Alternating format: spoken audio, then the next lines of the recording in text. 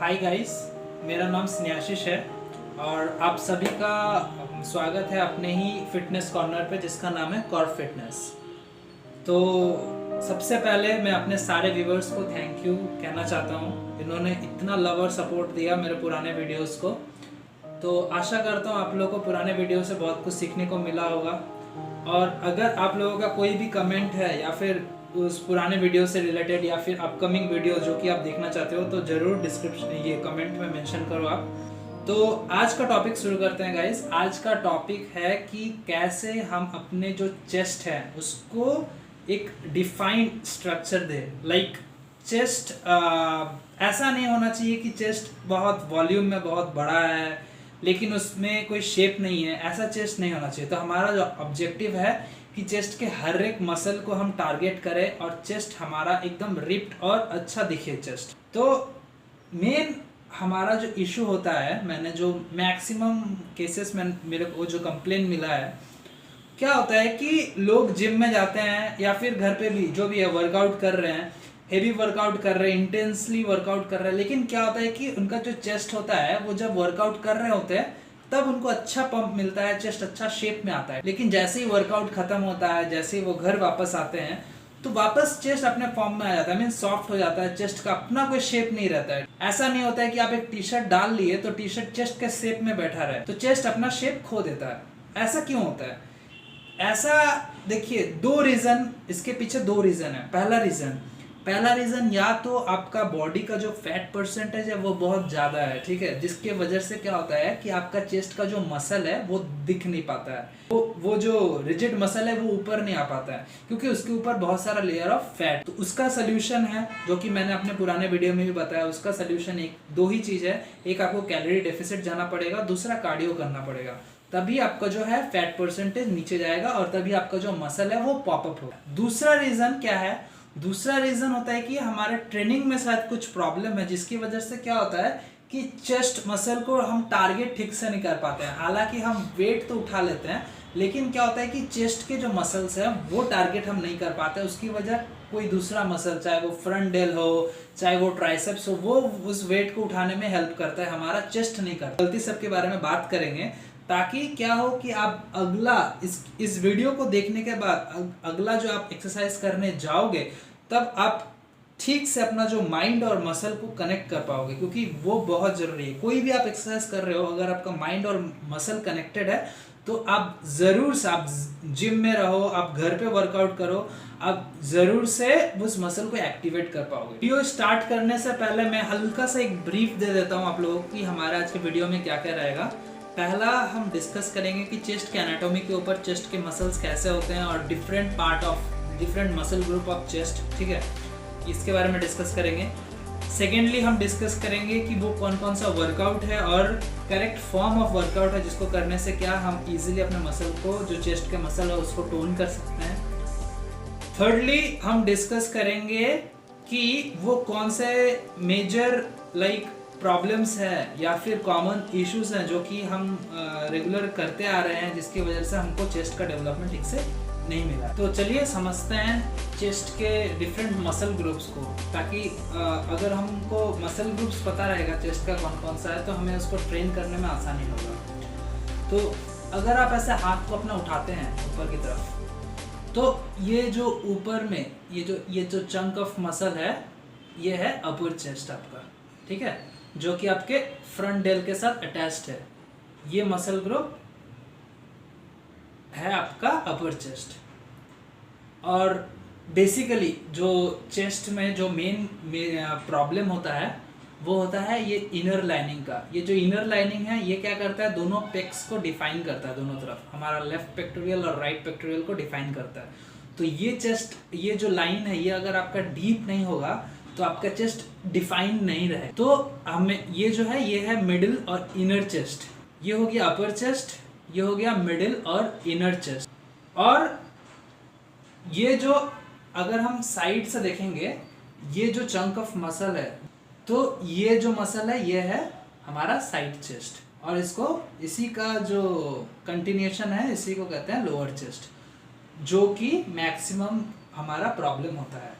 क्योंकि अगर सामने से हम अगर चेस्ट को देखते हैं तो बहुत सारे केसेस में क्या होता है कि चेस्ट अच्छा दिखता है, मगर असली कहानी तभी पता चलता है जब हम साइड घूमते हैं तो, क्योंकि यहीं पे होता है क्या कि चेस्ट का जो डेवलपमेंट होता है वो ठीक तरह से नहीं हो पाता है और ये पोर्शन क्या रहता है, सॉफ्ट रह जाता है। तो इसको हमें रिजिड बनाना है और इस मिसल को हमको डिफाइन करना है। तो अभी हम डिफरेंट एक्सरसाइज के बारे में बात करेंगे जो कि आपके तीनों muscle head, upper, middle and lower chest, तीनों मसल को ट्रेन करने में आपको हेल्प करेगा। एंड इवन ये लाइन, ये जो आप मिडिल का जो लाइन देख रहे हो जो कि दोनों चेस्ट को अपार्ट कर रहा है दोनों तरफ, तो ये जो लाइन है वो लाइन लाने में भी आपको हेल्प करेगा। तो सबसे पहला गलती जो हम लोग करते हैं वो क्या है कि हम ये जो आप देख रहे हो, जैसे ही मैं ये हाथ उठा रहा हूँ, हमारा जो ये फ्रंट डेल है वो चेस्ट के हमेशा ऊपर आता है, क्योंकि ये डोमिनेंट मसल है। हम कोई भी मूवमेंट करने जाते हैं, मान लीजिए आप एक बाल्टी उठा रहे हो, ठीक है, तो सबसे पहले ये जो मसल है ये एक्टिवेट होता है। तो इसका रीजन ये है कि हमारा जो स्कैप्यूला है, ये जो पीछे का जो स्कैप्यूला है, ये हमेशा एक्टिवेटेड हो जाता है जब भी हम कोई वेट उठाने जाते हैं। तो हमें करना क्या है, हमें इसी पे ध्यान देना है कि हम, मान लीजिए आप बेंच प्रेस कर रहे हो या फिर पुशअप ही कर रहे हो, ठीक है, तो पुशअप करते टाइम अगर आपका ये शोल्डर, मैं इसको मार्क करके आपको बताता हूं, अगर ये जो आपका जो ये मसल जो है, ये आपका जो चेस्ट का जो अपर चेस्ट का जो मसल है उसके अगर आगे आ जाता है तो आपके चेस्ट को कभी भी एक्टिवेशन नहीं मिल पाएगा। सबसे मेजर इशू है हमारे चेस्ट वर्कआउट में जो कि हमारे चेस्ट के ग्रोथ को रोकता है, अगर आप इसको ठीक से नहीं कर रहे हो तो आपको ये ध्यान रखना है कि आपका जो ये डेल्टॉइड मसल है, जो कि आपका फ्रंट डेल का जो मसल है, वो आपके किसी भी चेस्ट एक्सरसाइज हो उसमें चेस्ट के मसल के आगे नहीं आना है। तो अगर ये कैसे होगा, क्योंकि आप जब भी पुशअप करने जा रहे हो तो सबसे पहले आपका डेल ही आ गया, तो आपको करना क्या है, जब भी आप पुशअप कर लगाने जा रहे हो तो सबसे पहले आपको एक्टिवली इस मसल को पीछे लेके जाना है, पीछे, ना कि आगे लेके आना है, पीछे लेके आना है, और आपके चेस्ट जो कि आपका टारगेट मसल है उसको आगे करना है, और करने के बाद उसके बाद पुशअप लगाना है। तो आप देखिएगा ऑटोमेटिक जो ये फ्रंट डेल है जो एक्टिवेट हो रहा था वो अब एक्टिवेट नहीं होगा, अभी आपका चेस्ट एक्टिवेट होगा। तो आप क्या होगा, आप शायद फ्रंट डेल की हेल्प लेके पहले 20 पुशअप लगाते थे, लेकिन अभी आप जब फ्रंट डेल को पीछे कर दे रहे हो, आपका पूरा चेस्ट एक्टिवेट हो रहा है, तो आप शायद 15 पुशअप लगा पाओगे, लेकिन those 15 push-ups are very effective and it will like directly hit on your chest muscles। ठीक, तो चलिए हम लोग देख लेते हैं कि हमारा जो वर्कआउट जो स्केड्यूल होगा चेस्ट को ट्रेन करने के लिए। फिलहाल तो मैंने ये वर्कआउट होम पे ही बना, अपने घर पे ही, क्योंकि अभी तो जिम बंद है, तो जब जिम खुल जाएगा तो हम जिम के इक्विपमेंट को लेके बनाएंगे। तो अभी हम देख लेते हैं कि घर पे कौन से वो वर्कआउट है जिसको करने से लाइक हम अपने चेस्ट के मसल्स को टोन कर सकते हैं और एक अच्छा शेप का चेस्ट पा सकते हैं। ठीक है, तो देखिए पूरा वीडियो।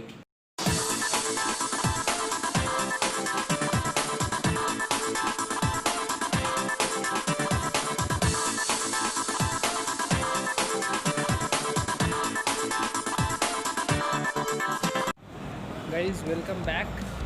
तो चलिए शुरू करते हैं आज का वर्कआउट।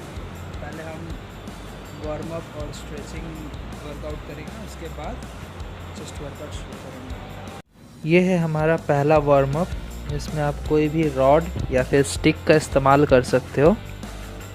आपको पूरी तरह से इसको सामने लेके आना है और अपने सिर के पीछे लेके जाना है। ये आपके शोल्डर जॉइंट्स और मसल फाइबर्स, आपके चेस्ट के मसल फाइबर्स को वार्म अप और स्ट्रेच करेगा। ये है हमारा सेकेंड वार्म अप। आप कोई भी रेजिस्टेंट बैंड या फिर अगर आपके पास रेजिस्टेंस बैंड नहीं है तो आप नॉर्मली अपने हाथों से दोनों तरफ अपने पेक मसल्स को दोनों तरफ स्ट्रेच कीजिए पूरी तरह से, और आपको ब्रीदिंग नॉर्मल रखना है। जब भी आप स्ट्रेच कर रहे हो आपको ब्रीद आउट करना है, और जैसे आप हाथ सामने लेके आ रहे हो आपको ब्रीद इन करना है। और मैं आपसे एक रिक्वेस्ट करना चाहता हूँ कि आप एक रेजिस्टेंस बैंड ले लो, क्योंकि होम वर्कआउट के लिए ये बहुत ही हेल्पफुल है। तो थर्ड जो वार्म अप है, इसको हमें क्या करना है कि रेजिस्टेंस बैंड को एक साइड में बांध लेना है और हमें अपने इनर चेस्ट पे ध्यान देना है। जब भी हम स्क्वीज़ कर रहे हैं तो इनर चेस्ट पे आप एक हाथ या फिर उंगली रख सकते हो और उसको फील कर सकते हो। तो चलिए वर्कआउट शुरू करते हैं। तो फर्स्ट वर्कआउट है फ्लैट पुशअप। ये आपको 15 to 20 रेप्स करने हैं और 4 सेट्स करने हैं इसके आपको।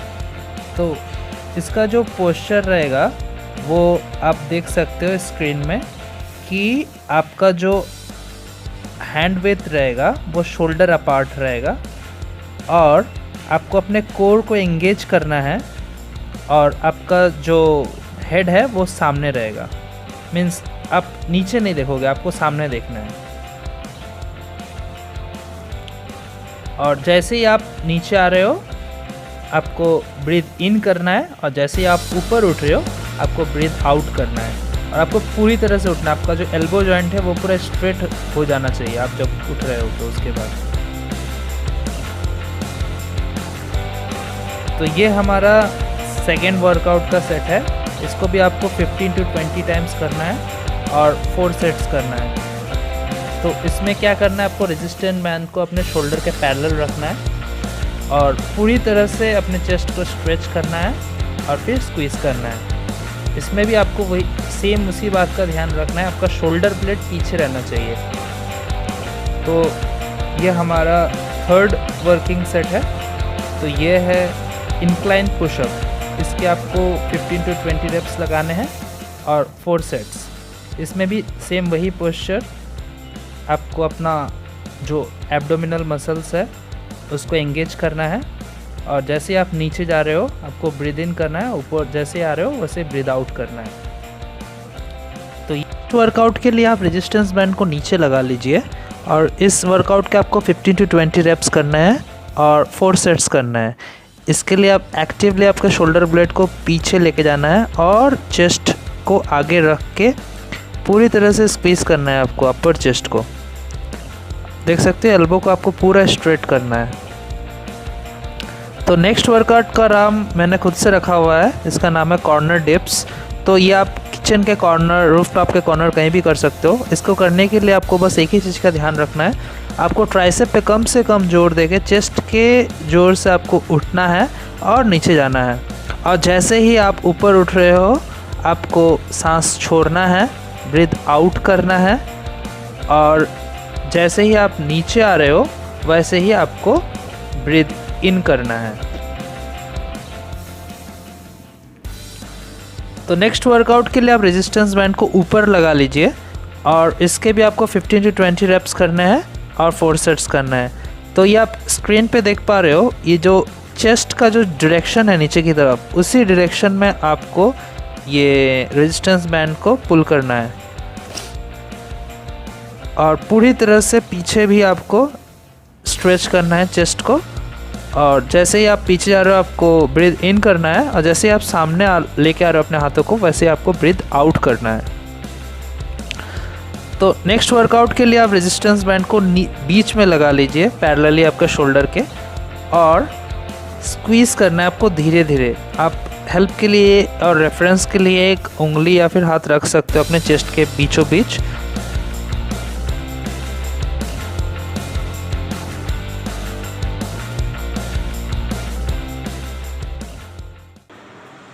तो ये था हमारा वर्कआउट का स्केड्यूल।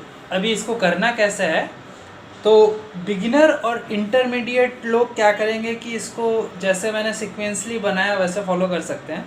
एडवांस लेवल के जो है एथलीट्स वो क्या करेंगे, वो जैसे नीचे मैंने दिखाया है, दोनों एक्सरसाइजों को आपको सुपर सेट बना के करना है।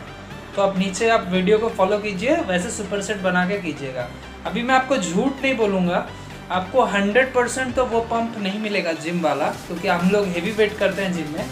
तो आपको नियर अबाउट 70% पंप मिलेगा अगर आप घर पे भी अगर ये वर्कआउट स्केड्यूल आप फॉलो करते हो तो आपका अगर कोई भी क्वेश्चन है, कोई भी क्वेरी है, तो ज़रूर से आप कमेंट बॉक्स में कमेंट कीजिए।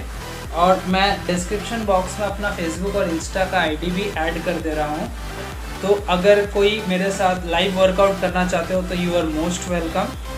अगर आपको ये वीडियो अच्छा लगा तो ज़रूर लाइक और सब्सक्राइब कीजिए और अपने दोस्तों के साथ शेयर कीजिए। और प्लीज़ कमेंट बॉक्स में कमेंट कीजिए कि अगला वर्कआउट का वीडियो आप कौन से मसल के ऊपर देखना चाहते हो। वैसे मैंने सोच रखा है कि हर एक मसल ग्रुप के ऊपर मैं वर्कआउट बनाऊंगा इस सीरीज़ में, तो फिर भी आप कमेंट कीजिए और जल्दी मिलते हैं। Good bye guys.